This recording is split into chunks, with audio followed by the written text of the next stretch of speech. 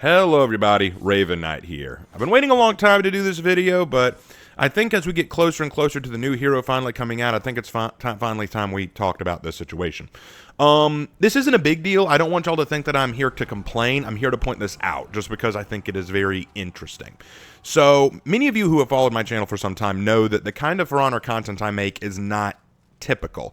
I'm not here to talk about gameplay or balance. I'm not here to talk about who the best heroes are and how to play the heroes. I'm not here to show off really cool gameplay or to show how good I am at the game or to pull off some wicked plays and post them. That's not really what I do. I mean, I can talk about my perspective, but I'll be the first to admit I don't know nearly as much as some others. What I do, and what I've always wanted to do, is talk about the game from the lens of a historian, like look at things from a historical perspective, look at it from a realistic perspective, look at it from a storytelling perspective, a lore perspective.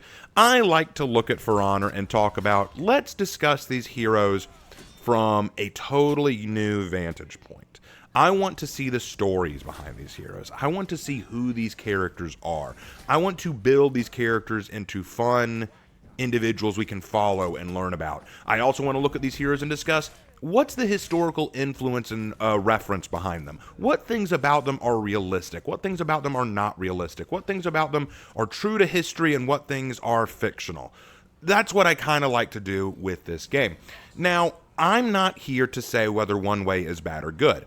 I have learned to accept this game with its historical inaccuracies and its historical accuracies.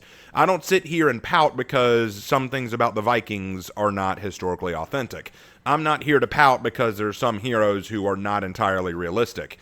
That's not my goal. That's not what I want to do, and it's never been what I want to do. But I do find it fun and entertaining to talk about the historical inaccuracies and accuracies because I think it behooves all of us to learn a little bit more, and I think that there is so much creativity in this game and so much unique historical reference that we could take that it's a cool idea for us to actually explore that and see, hey, here's a bit of our history that they took and put into the game.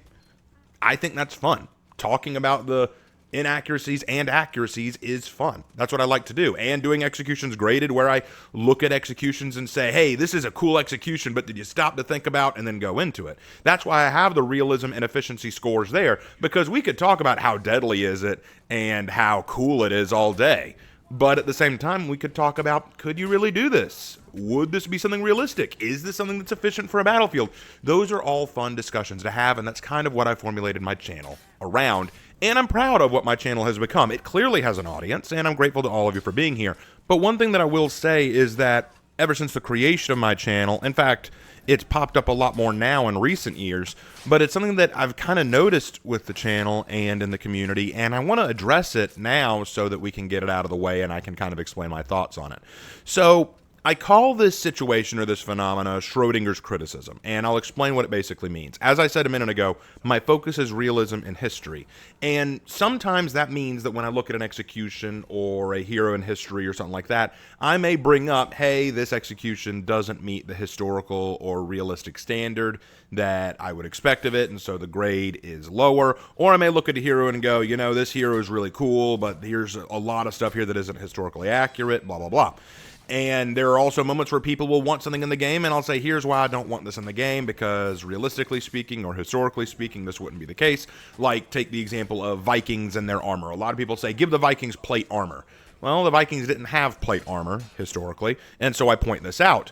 Or people saying that we want a rapier in the game, and I say, well, you know, the rapier wouldn't be an ideal weapon in this kind of battlefield scenario against these certain kinds of weapons and armor.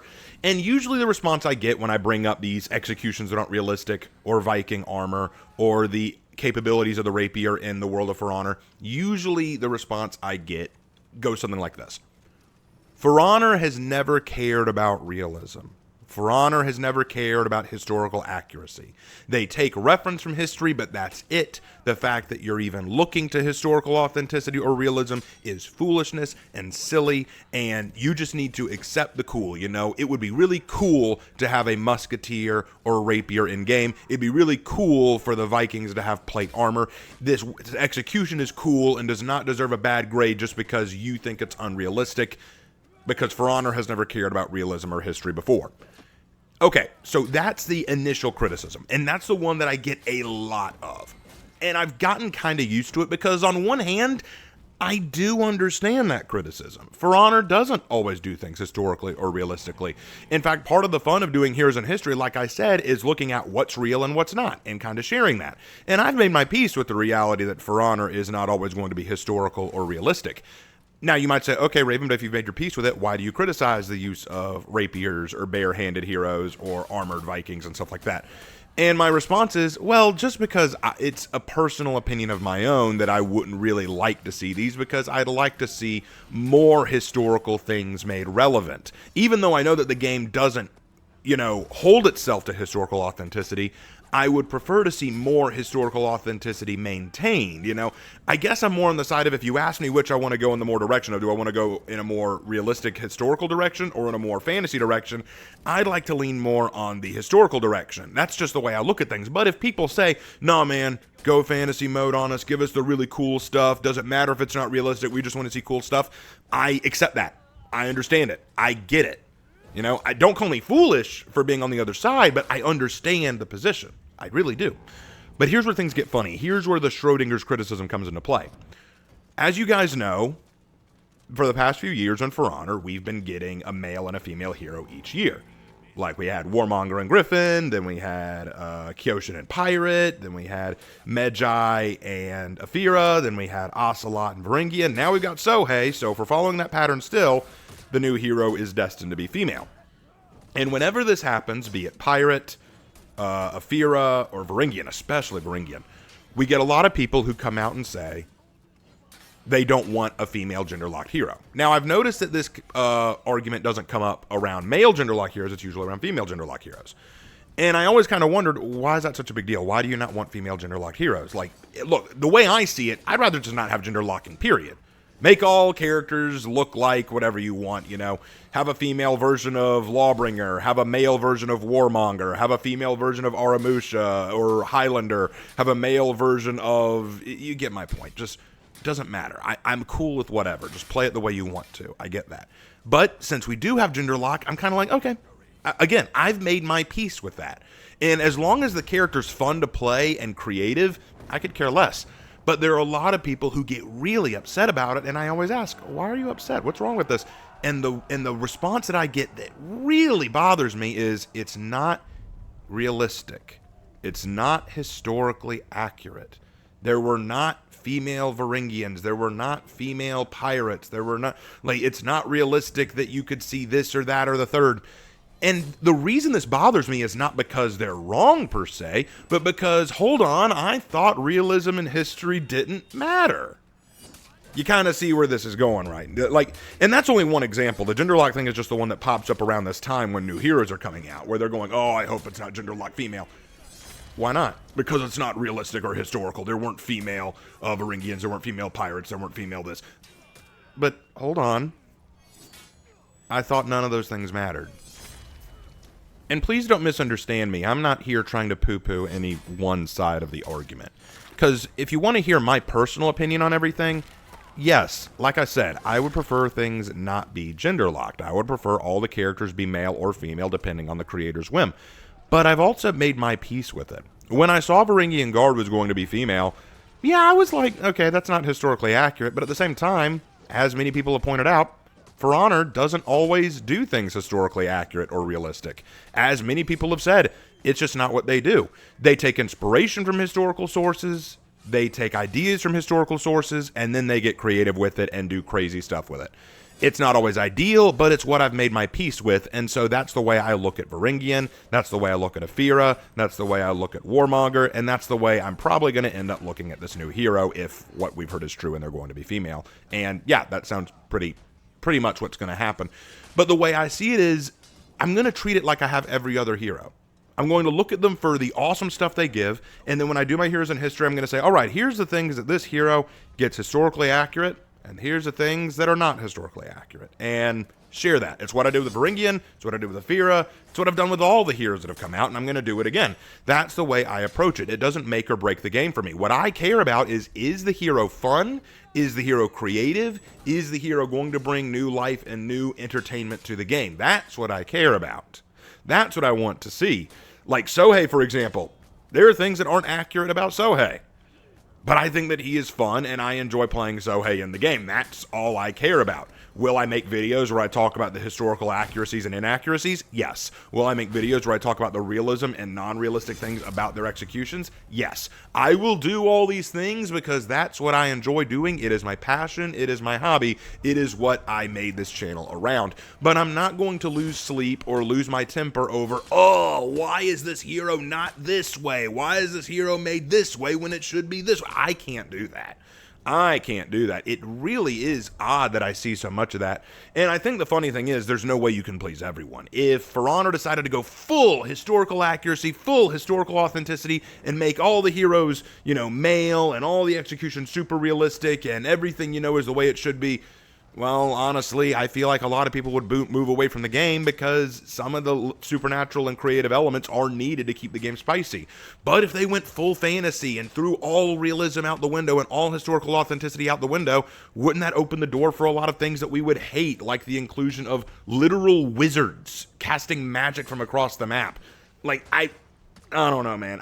I feel like it's a damned if you do, damned if you don't situation. If you go full realistic and historical authenticity, you'll lose something creative about the game. If you go full fantasy and throw aside historical authenticity, then you go down a path that I don't think you could ever come back from. And I'm here just kind of saying I like the game for what it is.